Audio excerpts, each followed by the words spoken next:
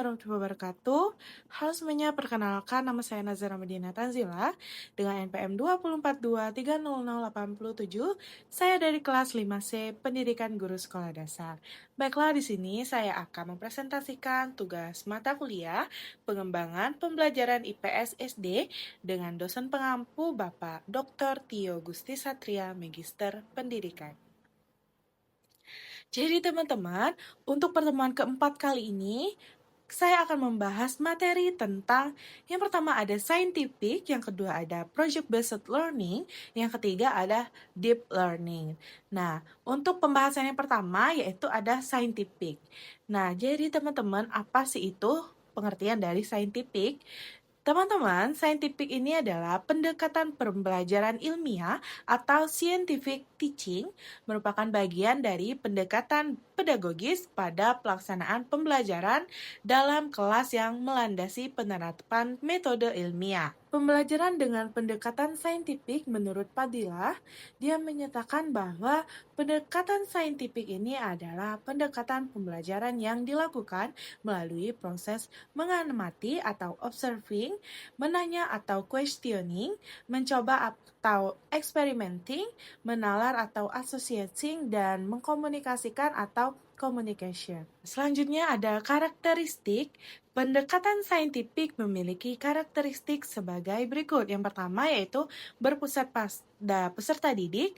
Yang kedua melibatkan keterampilan proses sains dalam mengkonstruksi konsep, hukum, ataupun prinsip. Nah, yang ketiga melibatkan proses-proses kognitif yang potensial dalam merangsang perkembangan intelektual, khususnya keterampilan berpikir tingkat tinggi peserta didik. Selanjutnya yaitu tujuan pembelajaran dengan pendekatan saintifik.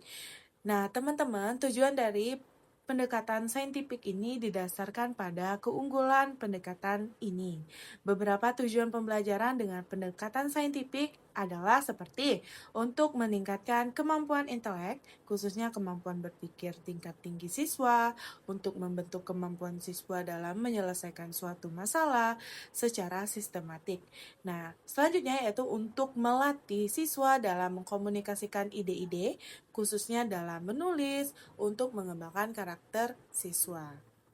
Baiklah, selanjutnya yaitu langkah-langkah pembelajaran saintifik. Nah, langkah-langkah pembelajaran saintifik ini yaitu ada mengamati, menanya, melakukan eksperimen atau percobaan, dan juga mengkomunikasikan.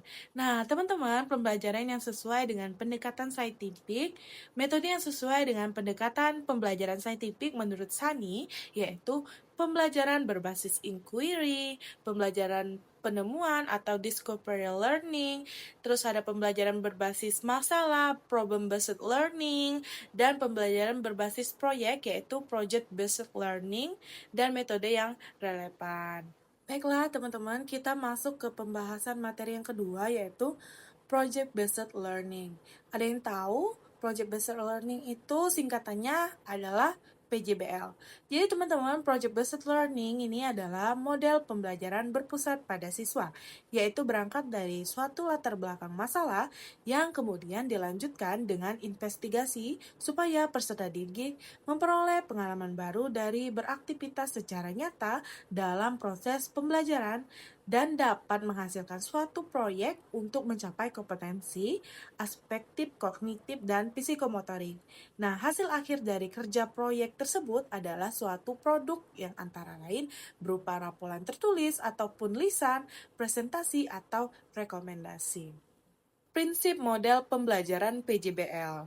Nah, prinsip model pembelajaran Project Based Learning menurut Fathur Rahman, prinsip yang mendasari pembelajaran ini adalah pembelajaran yang berpusat pada peserta didik yang melibatkan tugas-tugas pada kehidupan nyata untuk memperkaya pelajaran.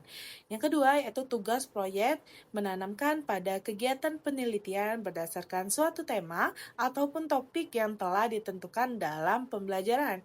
Yang ketiga yaitu penyelidikan atau eksperimen dilakukan secara autentik dengan menghasilkan produk nyata yang telah dianalisis dan dikembangkan berdasarkan tema ataupun topik yang disusun dalam bentuk produk atau laporan hasil karya. Selanjutnya yaitu karakteristik model pembelajaran PJBL.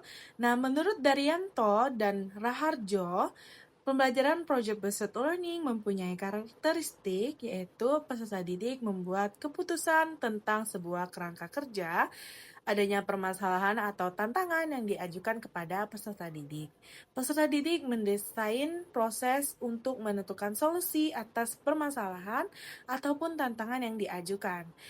Terus, peserta didik secara kolaboratif bertanggung jawab untuk mengakses dan mengelola informasi untuk memecahkan permasalahan. Yang selanjutnya yaitu langkah-langkah model pembelajaran Project Based Learning.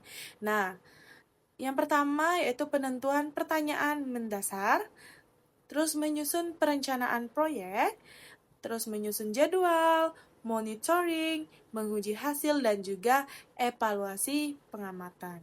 Pembahasan materi yang ketiga yaitu tentang deep learning.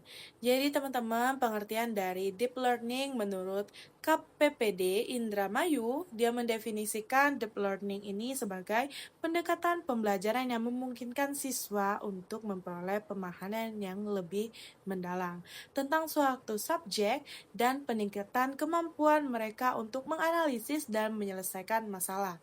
Nah, pendekatan ini biasanya melibatkan pendekatan seperti studi kasus, diskusi yang lebih mendalam, dan penerapan ide-ide yang dipelajari ke situasi dunia nyata. Pendekatan pembelajaran mendalam terdiri dari 3 komponen utama. Yang pertama, pembelajaran bermakna atau learning that is meaningful. Yang kedua, pembelajaran penuh kesadaran, yaitu learning that is meaningful. Dan yang ketiga, yaitu pembelajaran yang menyenangkan atau learning that is joyful. Pembelajaran yang bermakna atau meaningful learning membantu siswa dalam melihat keterkaitan materi dengan kehidupan mereka sehingga membuat mereka lebih memahami pentingnya apa yang sedang dipelajari.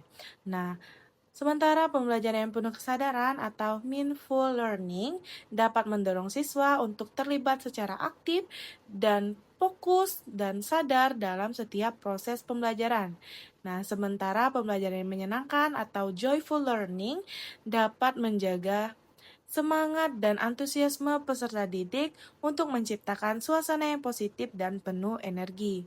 Nah, gabungan dari ketiga elemen ini tidak hanya dapat menunjang peserta didik untuk menguasai materi secara lebih baik, tetapi juga dapat memberikan motivasi untuk terus belajar sepanjang hidup. Manfaat pendekatan deep learning yang pertama yaitu memperkuat critical thinking dan analitis.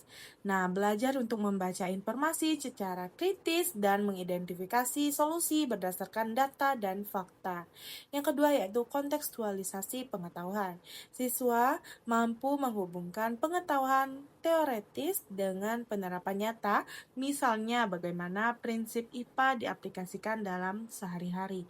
Yang ketiga yaitu pembelajaran mandiri dan kolaboratif. Melalui metode diskusi kelompok, eksperimen, ataupun proyek penelitian, siswa dapat mengembangkan rasa percaya diri dan keterampilan komunikasi.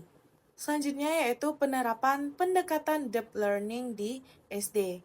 Nah, penerapan deep learning dalam pendidikan tingkat SD memiliki potensi signifikan untuk meningkatkan kualitas dengan menciptakan pengalaman yang lebih mendalam dan bermakna. Namun, untuk mencapai hasil yang maksimal diperlukan perhatian khusus terhadap pengembangan infrastruktur pendukung serta pelatihan untuk para guru agar mereka dapat mengimplementasikan metode ini secara efektif, sehingga dengan pendekatan yang tepat, deep learning dapat berfungsi sebagai alat yang berharga dalam menciptakan lingkungan belajar yang lebih menarik dan relevan bagi siswa. Ini menurut Jupri tahun 2023. Baiklah, terima kasih. Itu saja materi yang saya sampaikan. Jika ada kata saya mohon maaf, kepada Allah saya mohon ampun. Saya akhiri. Wassalamualaikum warahmatullahi wabarakatuh.